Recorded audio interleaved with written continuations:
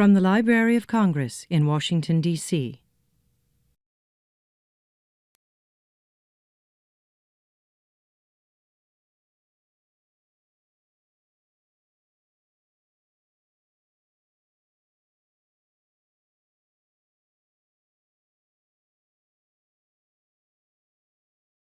Well, good morning. And welcome to the Library of Congress. I'm John Cole. I'm the director of the Center for the Book in the Library of Congress, and I'm glad to welcome you to a special ceremony where we are inaugurating, or at a well-known inaugural ceremony, our 5th National Ambassador for Young People's Literature. The Center for the Book is fortunate to have made important co-sponsors, of course, in this wonderful program. You're going to hear from them in a minute, but in the meantime, I'm going to tell you just a little bit about the Center for the Book, which was established in 1977 as a public-private partnership. We have a law authorizing what we do, but it also infers that we will raise private money to pay for our activities, which we are pleased to do, and that's where the partnerships come in. Our purpose is to, on behalf of the Library of Congress, promote books and reading and literacy and libraries. We accomplish this mission not only through events such as this one at the Library of Congress and many other events, but also through a major role in the National Book Festival, which I know many of you know about, but also through nationwide networks of state affiliates. And that's one of the reasons we're so pleased to have people from around the country here, and that our ambassador will be visiting various places around the country to spread the good word about the importance of reading and books for young people. We also have an affiliate program of organizations, and the Children's Book Council, our major sponsor here, is one of the members of that network. But one of our key endeavors, in fact, brings us here today.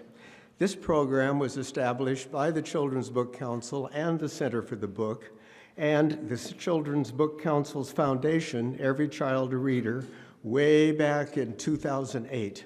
It doesn't seem to those of us who have been involved that it's been that long, actually, but we have living proof here today with a couple of the former ambassadors, and you will meet them later.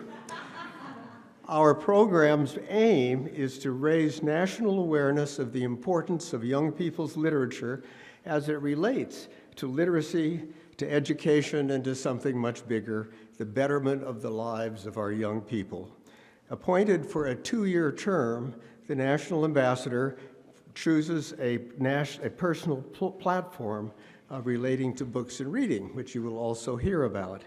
It's the Librarian of Congress who makes the appointment based on recommendations of a committee of experts who has helped, and many members of the committee are here today.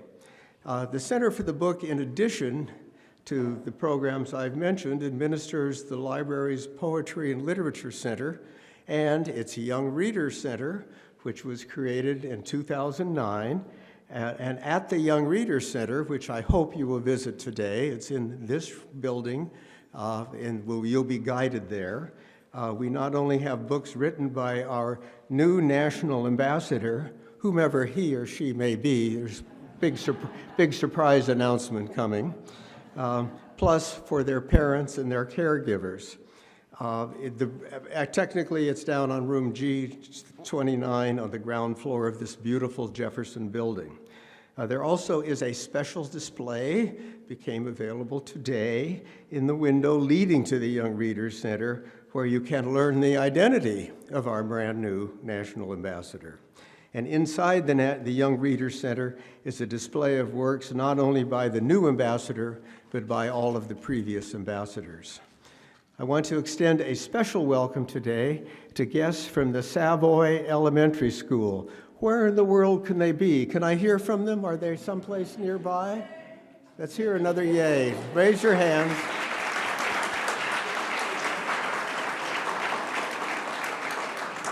Let's try that one more time. We've now rehearsed it. I want to extend a special welcome to our guests from the Savoy Elementary School. Can we hear from them? There we go. They will, I must say, logistically speaking, will be leaving the room the first, because each of them is then, after we are done with this part of the ceremony, because they will each be receiving a signed copy of a book by our new ambassador. I will say just a quick word. For how many of you is this the first visit to the Library of Congress? Would you raise your hand? A lot of the kids, some number of the adults. This beautiful building was opened in 1897. Our first home was the U.S. Capitol, because we were created when the Capitol moved to Washington in 1800, so we have a long history. Our other big buildings on this campus are the John Adams Building, which opened in 1939. I'm sorry, I'm a historian. I've got my dates. I'm in the wrong century half of the time. But I do know when the Madison Building opened, which was 1980. So we have these three major buildings, and I hope you come back. After you visit the Young Readers Center, you'll see some of the other glories of this building and learn more about the Library of Congress. I would now like to introduce you to the acting librarian of Congress, David Mao. David oversees this whole entire library that I've tried to describe and its various service units. And we serve the Congress first, but we serve all of the American people. We are also a public library, which lots of people don't seem to know, but we're working hard to let them know. And the Young Readers Center is the principal way we do it. David has the big picture. He served as Deputy Librarian of Congress for a short period. During this time as Deputy, David oversaw kind of a strategic alignment. We're trying to figure out where we're headed, because right now the post of Librarian of Congress, which is a presidential appointment, is still open. We're still waiting to see what's going to happen. But in the meantime, we've been lucky to have David, and we've also had an appointment of a new Chief Operating Officer, and under David also the hiring of a new Chief Information Officer. And as I mentioned, David has broad experience. Before being named Deputy Librarian, he was our 23rd Law Librarian of Congress. As Law Librarian, he managed the operation of one of our major units, which has the world's biggest, there are lots of world biggest connected with the Library of Congress, collection of legal materials, and it serves as the leading research center for foreign, comparative, and international law. David often described the position as part law librarian to Congress, part steward for the law collections, and part ambassador, there's that word, to the world's legal and library communities. Please welcome David Mao. David?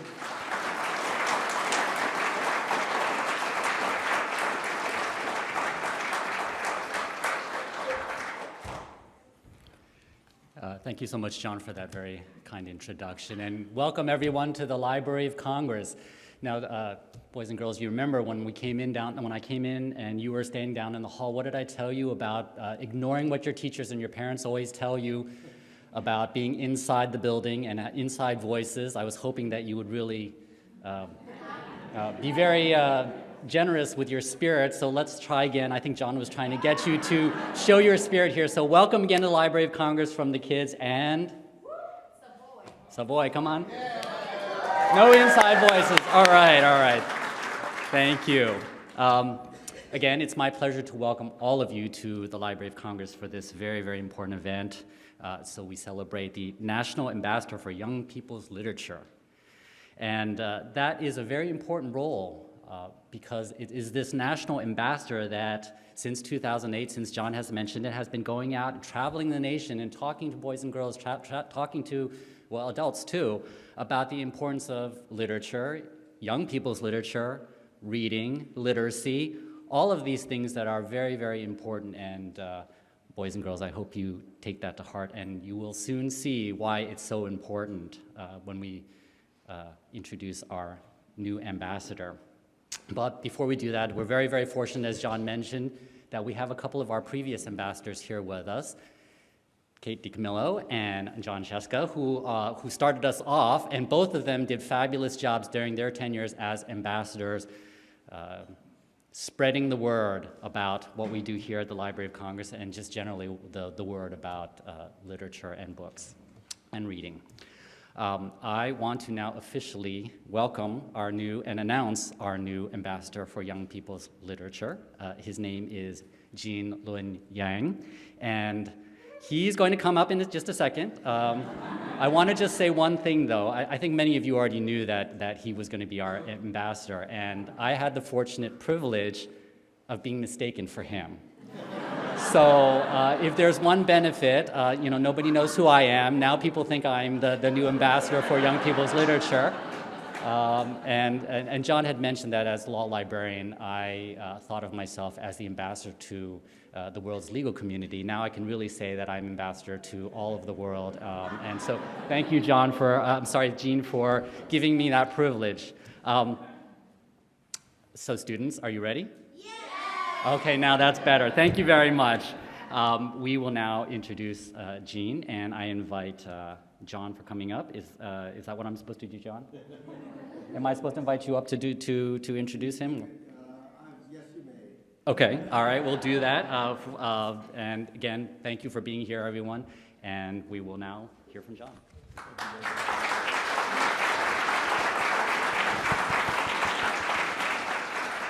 Well, we'll hear from David again because in one of his pockets, I hope, he has a medal that is going to be presented to the ambassador, Jean, in a few minutes. But I would like to just make the point that having Jean as the ambassador is a very special thing for us. Both it shows we have continuity in this program that is going to be stretching across our country and stretching to different audiences at different levels. And we view our Young Reader Center, which you'll see is kind of the hub for the activity kind of effort, but also as a model. And as our ambassadors have gone around the country and have developed and learned about new programs, they've shared those ideas with all of us, and I know Jean is going to do the same. But for the record, and just to make this more of a momentous occasion, I would like everyone to stand and applaud our new ambassador, Jean Luen Yang. Jean.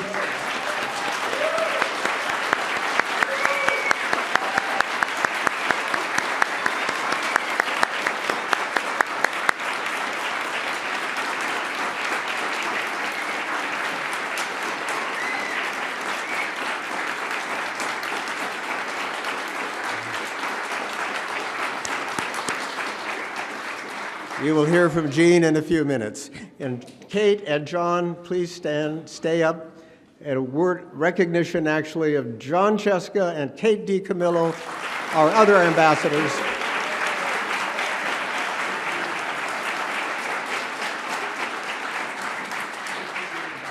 John was our first ambassador, and so we broke each other in terms of what is expected of an ambassador. And one of the things John taught me is that he took that medal and he never took it off. And the other thing is that he still expects me to come up with a model helicopter that will he wanted one to kind of fly him around Washington, D.C. as the ambassador and make appearances. So it's still on the agenda, John. We're a government agency. It takes a little while. As I mentioned earlier, our co-sponsor, is the Children's Book Council, which is an important partner for us, and especially important for this project. And its foundation, Every Child a Reader, is our major financial supporter in many ways for this activity. And it's my pleasure to introduce another John, not a John Cole, a John Coleman, who is the Executive Director of the Children's Book Council, for remarks. John? Thanks, John. Thanks, John. Hello, everyone. I'm John Coleman. I'm the Executive Director of the Children's Book Council, the nonprofit trade association for children's book publishers in North America that's dedicated to supporting the industry and promoting children's books and reading, and Every Child a Reader, a nonprofit which works to instill a lifelong love of reading in children. Since the National Ambassador Program's inception 8 years ago, we have been honored to have 4 exceptionally beloved and respected children's books creators take up the ambassador mantle, serving as the country's preeminent advocates for lifelong literacy and the joy of reading. John Cheska, our inaugural ambassador, paved the way in 2008, focusing on transforming reluctant readers into enthusiastic ones. Said John, "There is no one book that is right for all kids, but there are all kinds of crazy, interesting, and amazing books out there. It's our job to help kids find that book that will inspire them to want to become readers. As a children's book writer, former elementary school teacher, and the founder of Guys Read, a literacy initiative for boys, John was exceptionally skilled at generating excitement around reading, motivating kids to want to read. Our second national ambassador, Catherine Patterson's Read for Your Life platform, focused on encouraging reluctant young readers to find books that truly engage them in order to build a strong, lifelong love of reading. As Catherine said, I think all of the joy of reading has given me. It's not just because it is good for you, but it is because it is good. Walter Dean Myers, our third ambassador, selected Reading is Not Optional as his platform. His stance on literacy was that it should not be positioned as a pleasant adjunct to life, but instead as integral to lifelong growth and development. Walter said, I think that we need to do is say reading is going to really affect your life. You take a man who doesn't have a job, but you say to him, look, you can make a difference in your child's life just by reading to him for 30 minutes a day. That's what I would like to do. Walter was particularly interested in reaching underserved communities and visited incarcerated teens in juvenile detention centers throughout his tenure. He was also committed to getting parents to read to their very young children to help close the literacy gap. Kate DiCamillo, our most recent ambassador, championed the community unifying power of storytelling. During her tenure, Kate participated in a variety of community reads programming from coast to coast, bringing communities together with the power of the written word. In Kate's words, when we read together, we connect. Together we see the world, together we see one another.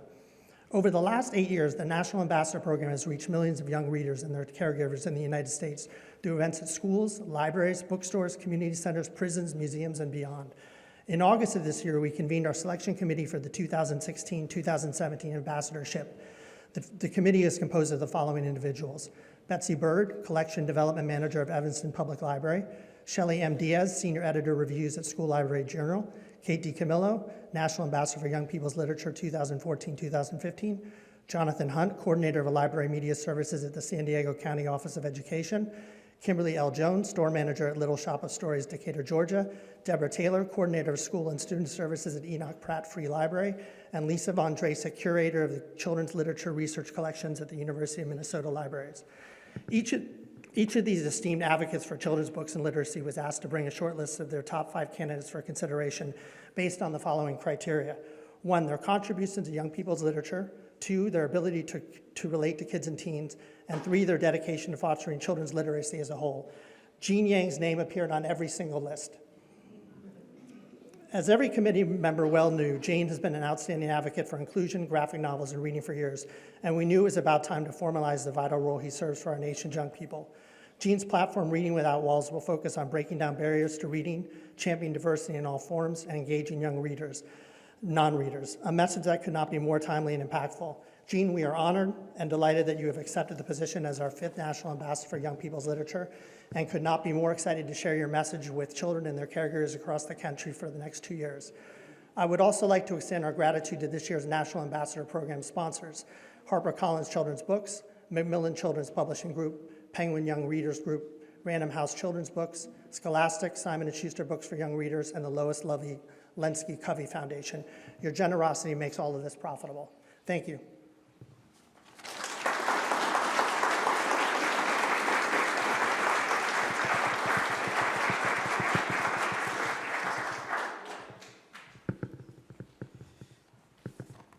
It's my pleasure to once again introduce, this time for a few comments, Kate DiCamillo, who is the outgoing, so to speak, National Ambassador for Young People's Literature. Kate, as I think John mentioned in part, is an award-winning author who did a wonderful job for us the last 2 years. We have been lucky in all of our ambassadors, and it's been in part because of, as John mentioned, we've had a skilled, dedicated crew of people recommending, but in part it's the individuals, once they're in this position and realize that the opportunity is there to really impress young people and their parents about reading and its importance. Each has developed a new way of doing it. And Kate is going to talk a little bit about herself, but also about another ambassador and the importance of what we've been doing together. A final point is that on the Library of Congress side, each ambassador does appear at our National Book Festival. It so happens that Jean already has been at our National Book Festival, but Kate, John, Catherine, and Walter Dean Myers all became veterans of the Book Festival, and in that sense, they've contributed greatly to the national book culture that we're trying to create here at the Library of Congress. Please welcome Kate DiCamillo. Kate.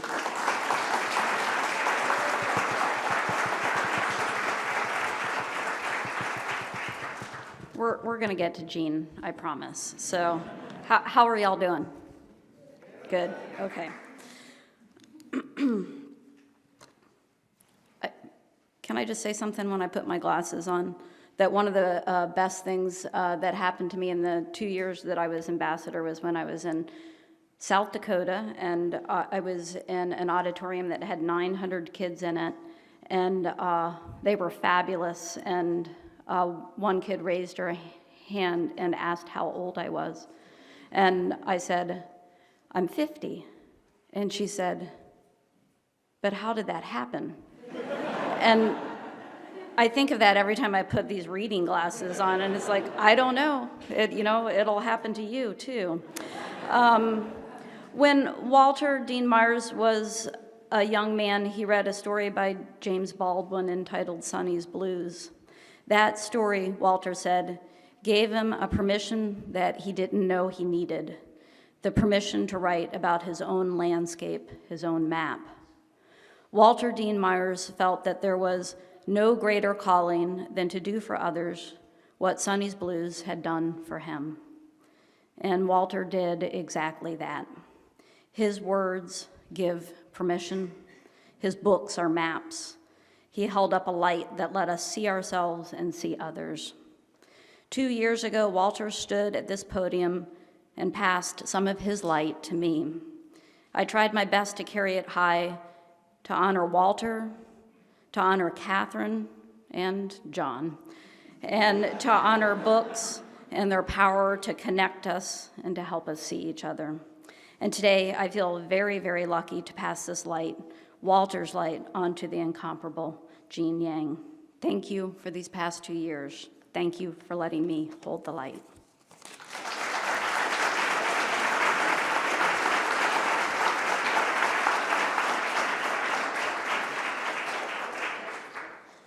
Yes, our new ambassador is next. You are about to personally experience Jean's passion for reading, his passion for books, and he's going to talk a little bit about his theme of inclusiveness, reading without walls. Jean is a Michael Prins winner. He's won lots of awards, but his career is really moving up fast now with more awards and more recognition in many different ways. The American Library Association bestows the Prins Award each year for the best book written for teens, written entirely on its literary merit. Jean will cover a little of this, but let me explain quickly just in case he doesn't, and then he might not have to go into too much depth on this part. He's been drawing comics since the 5th grade. He first found success in 1997 when he received a grant for his Gordon Yamamoto and the King of Greeks, which was eventually published as a comic book by a comic book company. During this time, Jean received a master's degree in education at California State at Hayward and began teaching school in San Francisco. I've mentioned in passing the first graphic novel of Jean's, American-Born Chinese, was enormously successful and the first graphic novel to be named a finalist for the National Book Award. The book is about a teenager struggling with his identity, a theme that is common in much of Jean's work, which emphasizes the importance of celebrating our diverse culture. It was American-Born Chinese that won the Prins Award. Boxers and Saints, which comprises 2 companion graphic novels, was Jean's next solo work, and it also was a National Book Award finalist. Jean is currently writing the graphic novel series Secret Coders, which teaches young people about computer programming, believe it or not. And it said if I read that book, I could become a computer programmer. So I'm gonna give it a try, Jean, I promise. Please welcome Jean, our new National Ambassador for Young People's Literature, Jean Yang.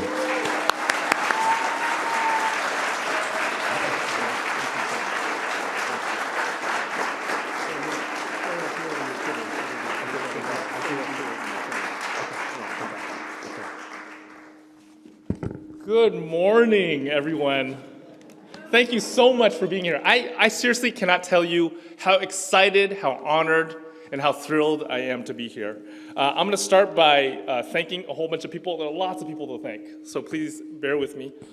First, I want to thank God for both the blessings and the trials.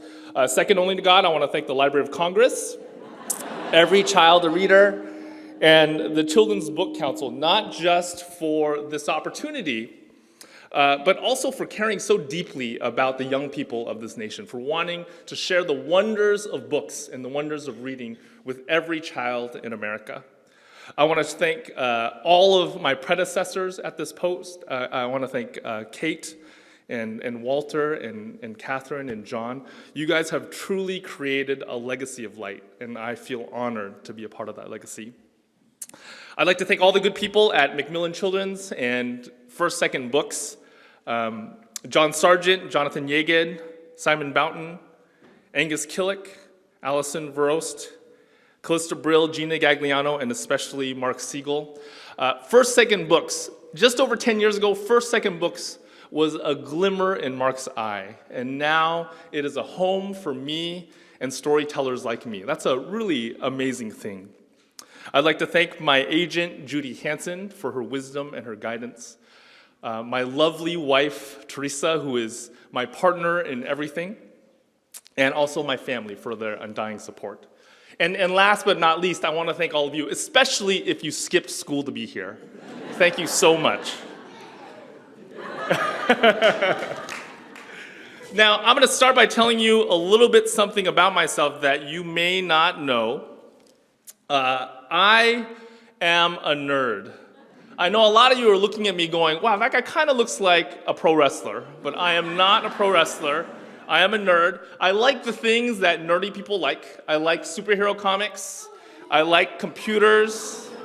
And my nerdiness really solidified when I was in 5th grade. That was when I really fell in love with both superhero comics and computers. I'm going to tell you exactly how that happened. I fell in love with superhero comics because of this book right here. Oh, this is what I look like in 5th grade, by the way.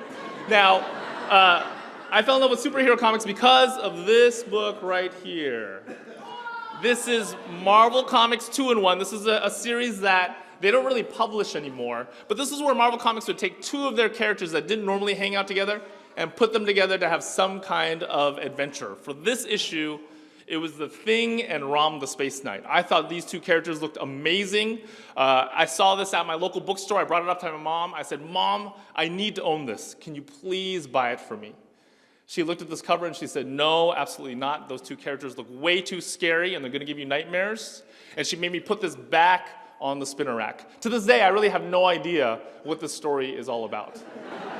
But my mom, being a good mom, decided to buy me a comic. She bought me the latest Superman comic. I have to tell you, when I was a kid, I was not a huge fan of Superman. I thought he was kind of boring. But it's obvious why my mom chose to buy me a Superman comic, right? Because Superman is every parent's favorite superhero. He's not scary looking at all. He's actually kind of good looking. He always does the right thing. He never says any bad words. He doesn't punch anybody unless he really has to, and afterwards he feels kind of bad about it. He flies around in this blue uniform like this giant flying Boy Scout fighting crime. I brought this book home. I was disappointed, but I still read it. And in this book, the atomic bomb drops in 1986. It's 1984 as I'm reading it. So the atomic bomb drops. It kills off most of the people in the world. The few remnants of humanity that are left gather themselves in these little societies that are pretty lawless. So a group of men have to get together, dressed up in medieval-style armor, and ride around the countryside on these giant mutated dogs to fight crime. Superman teams up with these guys. They call themselves the Atomic Knights, and they have this adventure together. In the last few pages of the story, it's revealed that the whole thing is just a dream. But that did not stop this book from completely freaking me out. I stayed up nights thinking about it. I also stayed up nights thinking about comics, how this combination of words and pictures did something inside my brain that neither words nor pictures had been able to do alone. Pretty soon after buying this book, I went from being a comic book reader to comic book creator. In 5th grade, I had this friend by the name of Jeremy Kuniyoshi, half Jewish, half Japanese kid. He was a veteran comic book geek in 5th grade. He'd been collecting comics since he could read. And together, we made stories. We made comics. We would brainstorm plots together, then I would do all the pencils, he would do all the inks. We'd give all of our original art to his mom, who'd take them to work, wait till all her coworkers went home, and sneak photocopies for us. Then we'd take these photocopies, we'd staple them by hand, we sold them to our classmates for 50 cents a piece. We made $8. It was amazing. Jeremy has since given up on comics. He is now a radiologist. He lives in a giant house in Hawaii. But I did not give up on comics. I kept making comics all the way until now. So that's how I fell in love with comics. How I fell in love with computers was through this machine right here. This is an Apple IIe. Any of you remember an Apple IIe? You all know what that is. Those of you who don't know what an Apple IIe, visit your local technology museum. There will be one there. Now, the Apple IIe, compared to computers today, is just not very powerful, right? It could only display the color green. It was very slow. It didn't even have a hard drive, so you couldn't even store anything on it. But I love this computer because this is the computer that I learned how to program on. My 5th grade year, the summer right after my 5th grade year, started off spectacularly. I spent every day in front of the television. I watched a lot of Reading Rainbow, but I didn't read any of the books. My mom watched me do this, and she was kind of disgusted, so she signed me up for these summer enrichment classes. Now, 30 years later, I don't remember any of those summer enrichment classes except for one of them. I took an Introduction to Computer Programming class. In that class, we learned a language called Logo. Logo is a language that's kind of forgotten now, but if you had learned computer programming in the 70s or 80s, you most likely learned Logo. There are all sorts of reasons why Logo is awesome. But my favorite feature of this language is that there's this little turtle. The turtle doesn't look like this. Normally it looks like this, because graphics in the 80s were just not very good. But what you could do in Logo is you could give this turtle instructions, and it would move around the screen and draw stuff. So you could do really simple designs like this. You can add these simple designs together to make more complex designs. Or you could do these beautiful geometric designs like this. What I learned that summer was that computers are a way to make art. And I've always been interested in art. That's how I fell in love with computers. So in 5th grade, my nerdiness was solidified. And I've been a nerd ever since. But today, I'm not just a nerd, I am also an ambassador. I first found out in October. My editor, Mark, called me up. I kind of freaked out a little bit. But after I freaked out, I also wondered, what exactly does an ambassador do? What exactly is an ambassador? I had a few email exchanges with Kate, and she was amazingly helpful. But I also consulted that source of answers that all nerds go to. So I knew that ambassadors had to wear fancy suits. I knew they also wore fancy medals. But when I consulted that source of answers, by the way, is, of course, superhero comics. Superhero comics don't have the answers to all of life's questions, but they definitely have most of them. And the superhero comic answer to the question, what exactly is an ambassador, is this lady right here. You all know who this is. This is Wonder Woman. She is one of my favorite superheroes. Wonder Woman and I have a lot in common, actually. First, we both have black hair. We both are a lot stronger than we look. And I have to tell you, it's a lot harder for her to pull this off because she actually looks strong. And then we also both look great in red boots. Now, I don't really have a photo to show you this, to prove it to you, but you just gotta imagine, I look amazing in red boots. Today, we have even more in common because Wonder Woman is also an ambassador, which means she also from time to time puts on a fancy suit and wears a fancy medal. And Wonder Woman is from an island called Paradise Island. Paradise Island only has women, no men, which might be why it's called Paradise Island. But the women of Paradise Island call themselves the Amazons, and one day, this fighter pilot named Steve Trevor crashes on Paradise Island. The Amazons rescue him. They're not sure what to do with him. They're not sure how to relate to Steve Trevor's world, our world. So in the end, they decide to send Wonder Woman out as their ambassador.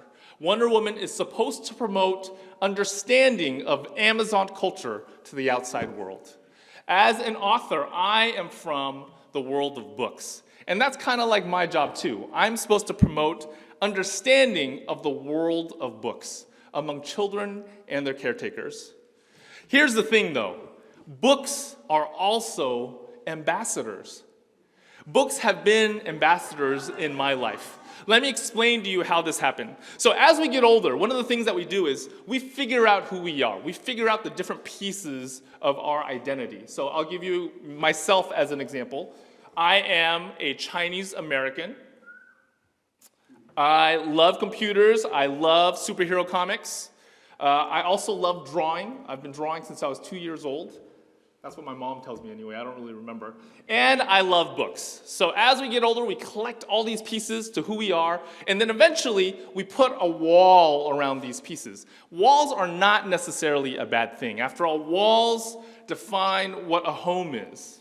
And this graphic, in a sense, represents what my home is. This is where I am most comfortable. But walls can be bad if you never go outside of them. If you never go outside your walls, then your home is essentially a prison. I am not a sports guy. I've never been really good at sports. I've never been a fan of sports. And I've especially not been a fan of basketball. For some reason, whenever I play basketball, the ball always hits me in the head. It's like my head is a magnet for basketballs. So growing up, even after I became an adult, I made sure to keep basketball outside of my walls and away from my head. As adults, we keep our walls with us. Sometimes they even solidify for us as we become adults. And we even have these walls when we're teachers. I was a high school teacher for 17 years at Bishop O'Dowd High School. This is what our campus looks like. Bishop O'Dowd High School, has anyone heard of us? Nobody? We're kind of famous. You should have heard of us. We're like the best school in all of Oakland, California. In any case, even teachers have these walls. Let me give you an example. This is a drawing of what our faculty lunchroom looked like. The PE teachers sat at one table, the drama teachers sat at another table, and the nerdy teachers sat at yet another table. There were a couple of teachers that would go from one table to the next, but for the most part, we teachers stayed where we were most comfortable. We also had our walls. Every now and then, however, something happens to make us go outside of our walls. And for me, books played a key role in that. I told you already that one of the pieces, one of those icons inside of my walls is my Chinese American heritage. That's something I'm really interested in, something I really care a lot about. One day I came across this book called Outside the Paint by Kathleen Yep. Kathleen Yep has these older relatives who all grew up in San Francisco, Chinatown. This was a book about Chinese American culture. These older relatives of the authors, they came from very poor immigrant families. They didn't really have a lot of money, and what they did for fun was they played basketball. They played a lot of basketball. Both the girls and the boys were obsessed with the game. In fact, for a couple of decades, the San Francisco youth basketball leagues were all dominated by these Chinese teams. I read this book. It was a ton of fun. It was very fast-paced. It was about a corner of Chinese American history that I knew nothing about. But it was also about this topic that was clearly outside of my walls. It was about basketball. I enjoyed this book so much that I decided to find other books about basketball and read them. And here are just a few of them. The first one, Slam Dunk, is one of the most popular manga series in the world. It's about a Japanese high school basketball team and the pursuit of their championship. Ball Don't Lie is by a superstar young adult author by the name of Matt De La Pena. Matt and I are friends. I'm just kind of name dropping right there. But Matt isn't just a great writer, he is also a great basketball player. And this book really draws on his experiences as both a Mexican American and a basketball player to tell a wonderful story. And the final one, The Crossover by Kwame Alexander, recently won the Newbery, one of the biggest book prizes in all of America. This is an extraordinary book because the author is able to capture the rhythm of a basketball game through the rhythm of his words. I read these books, and these books acted like an ambassador to me. They were an ambassador to the world of basketball. They allowed me to understand a world that I was never really a part of. I read these books. I got kind of excited about basketball. I wanted to talk to somebody about it. So I started talking to this guy named Richie. Lou Richie was another teacher at Bishop O'Dowd High School. He was a PE teacher. He's also the coach of the varsity men's basketball team. Now, this is what he looks like in the yearbook. This is what he looks like as a cartoon. Lou's a great guy, but he is not the kind of guy I would normally be friends with. After all, he sat at a different table. He's also an athlete, and I am a nerd. But as we started talking about basketball, we slowly became friends. Lou invited me to go watch the games of his team. So I even got to travel with this team. There's this big tournament in Missouri. This is a photo from that tournament.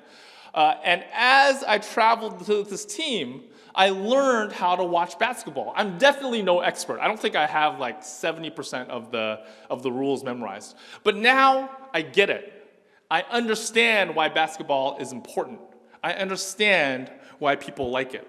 And as I followed this team, I got to know Lou a little bit better. What I discovered was that he and I actually have a lot more in common than I originally thought. For instance, Lou loves books, just like I do. He especially loves reading history books. Lou also loves numbers. Now, I love numbers too, even though I didn't include that icon in my previous picture with the walls in it. Lou loves numbers so much that he memorizes basketball and baseball statistics for fun. He had so many of these statistics memorized that when he was a kid, the kids in his neighborhood used to call him the professor. So Lou isn't just an athlete, he's also a nerd. He's like a nerdly. I even have photographic evidence of this. This is what Lou looked like when he was a kid. His glasses are just as big as mine.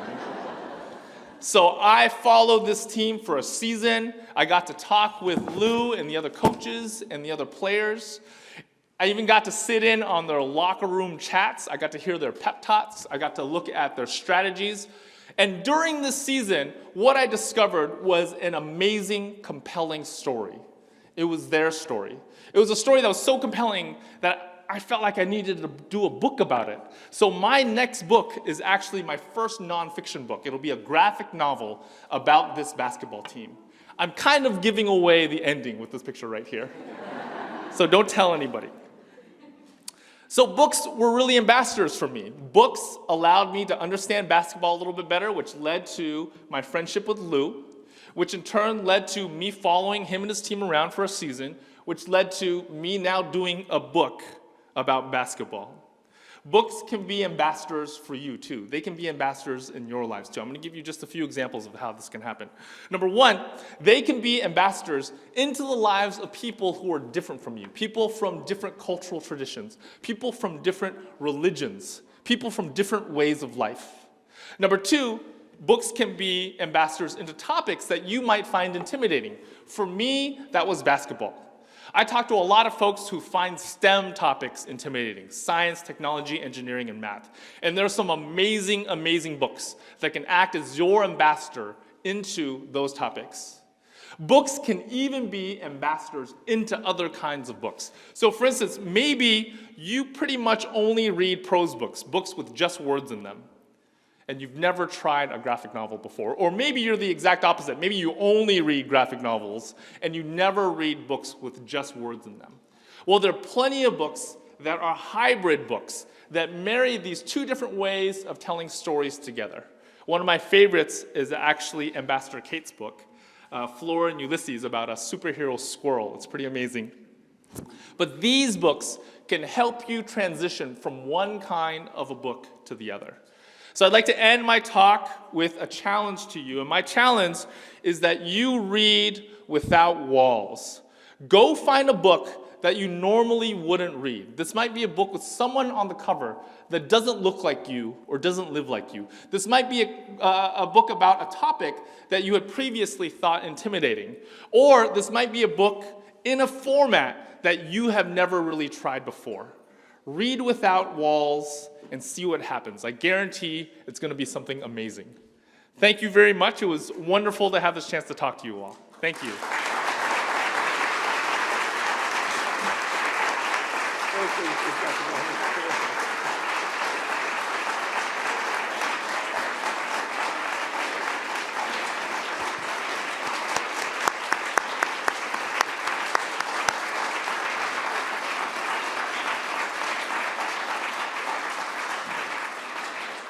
Gene, that was wonderful, and we've got it recorded, and we're going to make use of it.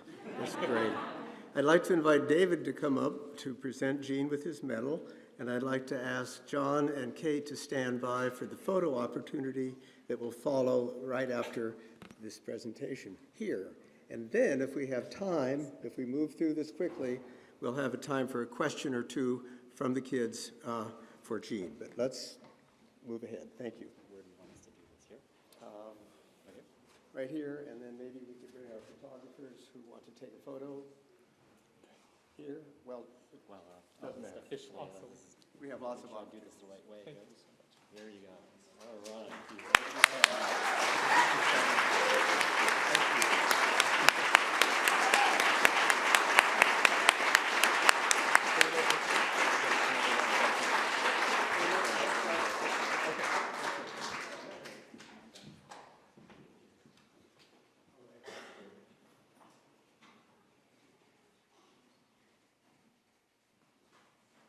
And I'd like to invite Kate and Don here to be with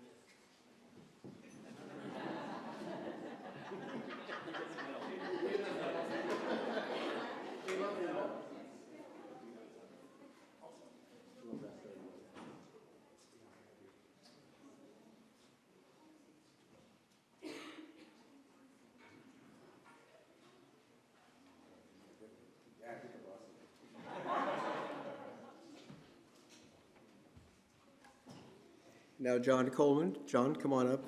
You and I will join this grand.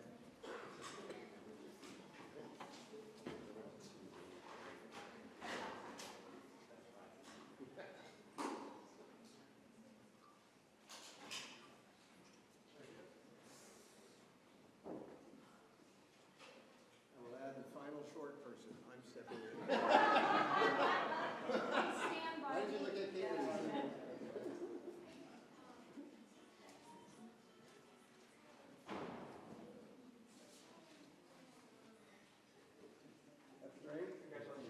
Ambassador. We have time. Gene? To the club. You have the keys to the invisible. We are determined to use of the last 5 minutes for a couple of questions for Gene from anybody who is over here who might have a question. Is there a teacher or a child who'd like to get started? Here's one right here. So the question is, how did I come up with the idea of Secret Coders? Secret Coders is a 6-volume graphic novel series all about computer coding. I said that I taught high school for 17 years. I taught computer science. I taught kids how to code. And I taught in this really visual way. So I do a lot of drawing on the board. I was actually kind of just copying my old computer science teacher from when I was in high school. And when I did that, I thought, man, a lot of this could really work as a graphic novel. So it's been a project that I've been thinking about for a really long time. I'm really happy to finally get to work on that. Good morning, Mr. Yang. Have you Good morning. ever done any animation for any movies? Have I done any animation for any movies? You know, when I was a kid, I really, really wanted to be a Disney animator. And in the end, I decided to give up on that because what I was really interested in was story, you know? And if you look at the animation industry, an animated movie takes like hundreds of people to make. And out of those hundreds of people, maybe only a handful have any control over the story. So I like books because books really give the author or the cartoonist control over the story. So I've never really done any sort of animation. Are you interested in being an animator? You gotta draw like crazy. Carry a little sketchbook with you all the time. Yeah, thank you. Keep drawing.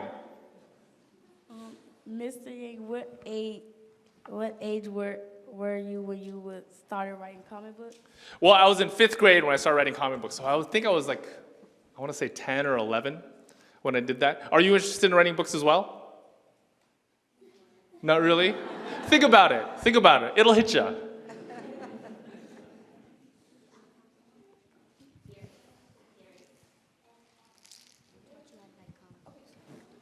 Who taught you how to write comic books? Who told me how to write comic books? Stan Lee. Okay, so when I was a kid, I read this book. It was called How to Draw Comics the Marvel Way by a guy named Stan Lee. Do you know who he is? I bet you know what he made. He created the Fantastic Four, he created Spider-Man, and he created the Avengers. So in How to Draw Comics the Marvel Way, he taught me how to write and draw comic books. But the thing is, what I realized after I became an adult is that not every comic book is made the Marvel way. And that might not even be the best way of making comics. So if you're interested in writing comics or making comics, I would encourage you to do some exploration and figure out what the best way is for you. Good morning, Mr. Yang. Mr. Yang. Mr. Yang, what inspired you to make Secret Coders? What inspired me to make Secret Coders? Have you read it yet? Yes. You did? Thanks for reading it. Thanks for reading it. Well, okay, so the main character of Secret Coders is a little girl named Hopper who learns how to become a computer programmer. And Hopper is actually inspired by one of the most famous computer scientists in the world. Her name is Grace Hopper. She's no longer with us. But a lot of people don't realize that computer programming started off as what was considered a woman's profession. A lot of the early computer programmers were women. The very first computer programmer in the world was a woman by the name of Ada Lovelace, an English mathematician. So Hopper, Grace Hopper, was really the inspiration of my character, Hopper.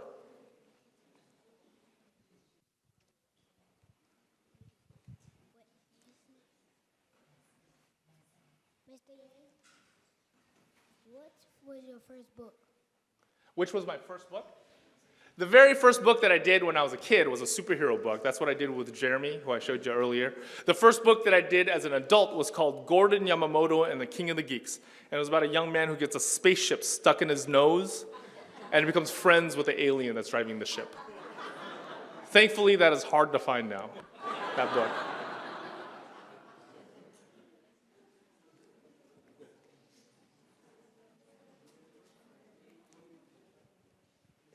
Oh, Mr. Yang. Yes.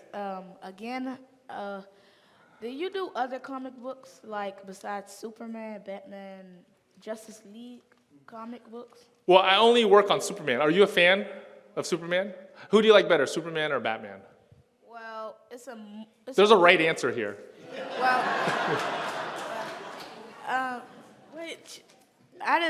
it's gonna be a movie coming out against Superman and Batman. Yeah, so who are you rooting for? Well, I'm for Superman because Oh, there you go. he got the freezing eyes power and the heat vision. That's right, that's right. Good answer, good answer. Well, so I only work on Superman for DC Comics, but I do a bunch of other comics as well. I write Avatar: The Last Airbender for Nickelodeon and for Dark Horse. You know that comic? Okay. It's based on a really popular TV show, and then I do American Born Chinese and Boxers and Saints and a bunch of other books with first-second books. Oh, thank you.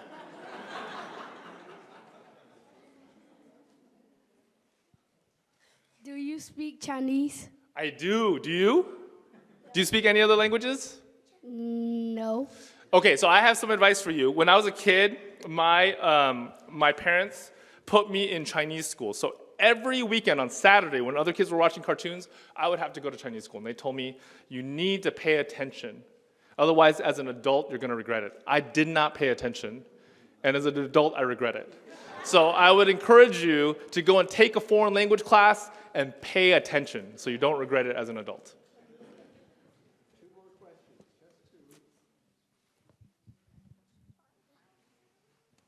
Mr. Yan, did you ever get the book that you wanted?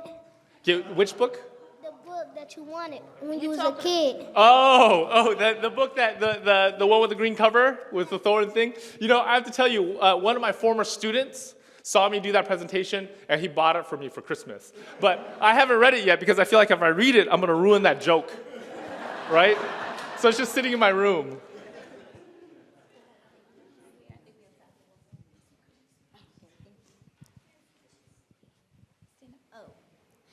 Mr. Yang, have you ever wanted to do a comic but you didn't have the inspiration?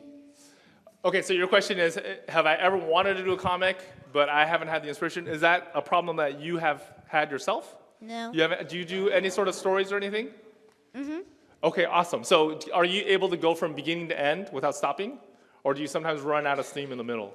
Sometimes, but not You all the sometimes time. run out of steam in the middle. Yeah, so for me, normally at the beginning of a book, I have all sorts of inspiration. Then when I get to the middle, things sometimes get kind of dicey. Like it starts getting hard. And what I found is you just have to keep a regular time in your day or in your week to work on that book. You got to work on it even when you don't feel inspirational. I mean, I got to say, it's kind of like a marriage. You gotta stick to it. I mean, not my marriage, but a theoretical marriage. But you gotta stick with it until one of you is dead, or one of you is finished. Either you or that book is finished. That's what you gotta do. I think I have to bail Gene out here. Give him a hand. It's really been wonderful. Don't leave yet, quite yet. Remember, the students are going to be leaving first. Gene, you may sit. Thank you. You've done enough, I tell you. It's been wonderful. But I wish to thank the staffs, not only of the Children's Book Council, but of the Center for the Book, and especially the Young Readers Center, for putting this together, for the planning, and for the hard work that's gone in. I'd like to thank the judges and the sponsors who've put this program together for the past, this is our 5th ambassador, as you know. We didn't know how it would go when it started. It's really gone beautifully.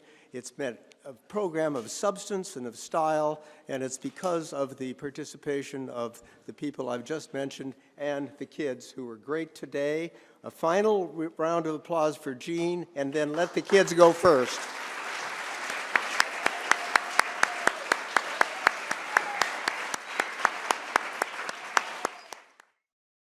This has been a presentation of the Library of Congress. Visit us at loc.gov.